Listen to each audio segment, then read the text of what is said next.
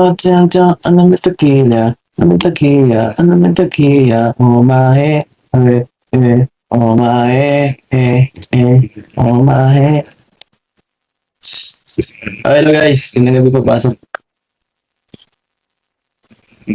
Ayun, at kitang-kita naman po natin mga Kalingap at masaya na si Kalingap Edu. Iba yung kanyang aura at halata na nakamove on na siya sa lahat ng nangyari sa kanya. Kung atin nga pong papansinin ay talagang iba yung kanyang dating, no? Pumogi at talagang kita po natin maka sa kanyang mukha ang kasiyahan.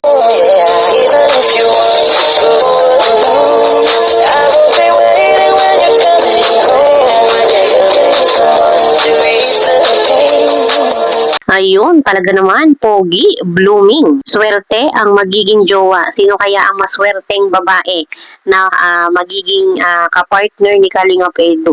Yun pong kanyang mamahalin. No, excited po tayong lahat na matunghayan kung sino kaya ang babaeng ito. Wala nang po problemahin dahil po si Kalingap Edu naman ay stable na sa buhay, maraming investment at responsableng lalaki.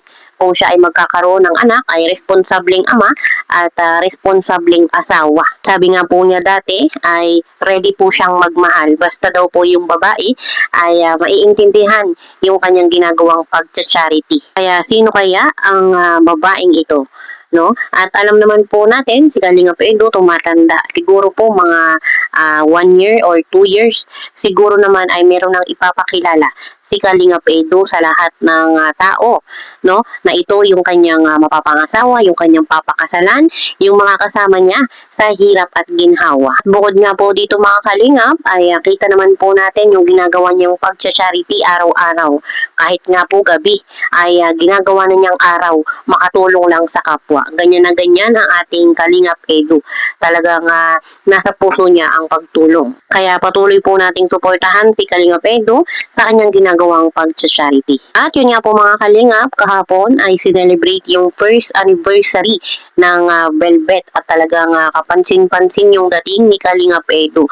Talagang napakapogi at iba yung kanyang pormahan. Ang pagkakaalam ko nga po ay ilang event yung lumipas na hindi po umattend si Kalingap Edu gawa ng busy po palagi. At ngayon nga po sa first anniversary ng Velvet ay naka-attend naman po siya. Sa ngayon ay wala pa pong upload si Kalingap Rob doon nga po sa nangyaring event ng Velvet. Kaya po intay lang po tayo kung kailan niya ito i-upload at lahat naman po ng ambassador at ambassadress ay naka-attend sa mismong event. Uy, pagkain na. Oh, pagkain na ako. Bishe, natakapila ka dyan. 1 kilo? Kilo lang, 1 kilo din yan. Diyan na yung siguro.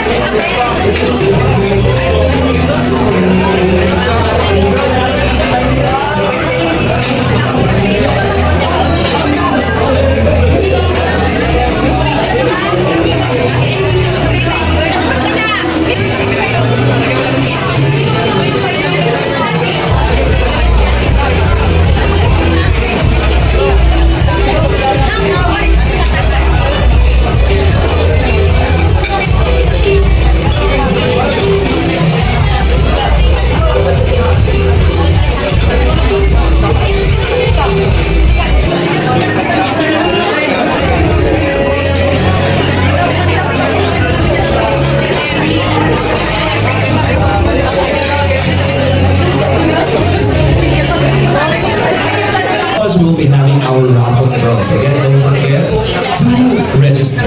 Okay? Mamaya po, we have special cash prizes for all the winners. Thank you.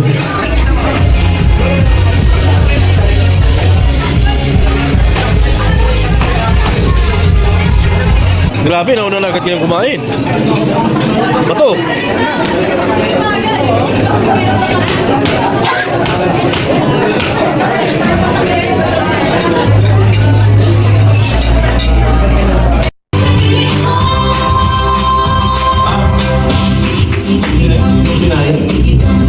Ayun, at bukod nga po dito mga kalingap, ay konting kembot na lang, matatapos na yung pinapanggawang bahay ni Kalingap Edu.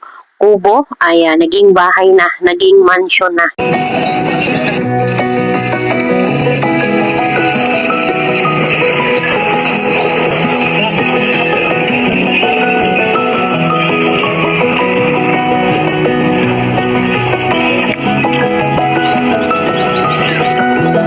So ayan guys, yan yung update po mga kalingap. Ito for this vlog, yun po. Ito na po yung bago.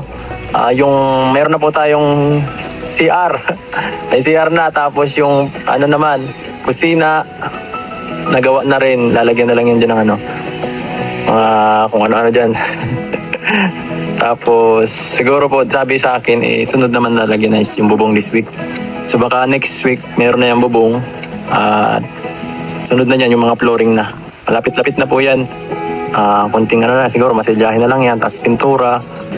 Tapos yung mga accessories na lang ng bahay. Yun na lang po. Yung mga bintana, pinto. Yun na lang. Medyo okay na yan. Tapos tiles. Yun na po yan. Mga isang kalahating buwan. Tapos na po ito. Yan po. Magastos din po pala. Parang aabot yata ito ng baka sabi-sabi sa akin is baka umabot ng 700 to 800,000. Nagulat ako guys. From kubo to naging ganito na. Pambihira yan. Pero at least matibay pang matagalan. Gumagawa sila ngayon. Medyo